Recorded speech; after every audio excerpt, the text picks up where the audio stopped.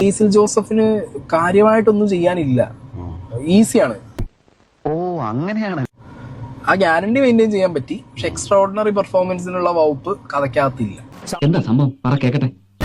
ഇതിലെ ഒരു ക്യാരക്ടറിനും extra ordinary performance ചെയ്യാനുള്ള ഒരു സാധനവും കഥയ്ക്കകത്തില്ല.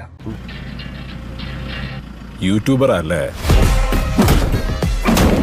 ബേസിൽ ജോസഫ് ചെയ്തിട്ടുള്ള PP അജേഷ് എന്ന് പറയുന്ന കഥാപാത്രം വല്ലാത്തൊരു കഥാപാത്രം. അങ്ങനെ വരാൻ വഴിയില്ലല്ലോ. പക്ഷെ അങ്ങനെ വന്നല്ലോ. പക്ഷെ എക്സ്ട്രാ ഓർഡിനറി പെർഫോമൻസിനുള്ള വകുപ്പ് കഥയ്ക്കകത്തില്ല. ആ കഥാപാത്രത്തിന്റെ കൺസിസ്റ്റൻസി പ്ലസ് ബേസിങ്ങിന്റെ ആക്ടിങ് കൺസിസ്റ്റൻസി, അത് രണ്ടും എടുത്ത് പറയണം. പല തൊഴിലുറപ്പ് പണിക്ക് പൊക്കൂടാ നിനക്കൊക്കെ. കാർ നിരൂപകൻ എന്ന് പറയുന്ന ഒരു യൂട്യൂബ് ബ്ലോഗർ ഭയങ്കരമായിട്ട് നെഗറ്റീവാണ് ഈ സിനിമയ്ക്ക് കൊടുത്തിരിക്കുന്നത്. ഒരു കയ്യബദ്ധം നാട്ടുകരുത്. ബേസിൽ ജോസഫ് തന്നെ പുള്ളി സ്ക്രീനിൽ വന്നതിന് ശേഷം പടം ഒരു ലിഫ്റ്റ് ഉണ്ട്.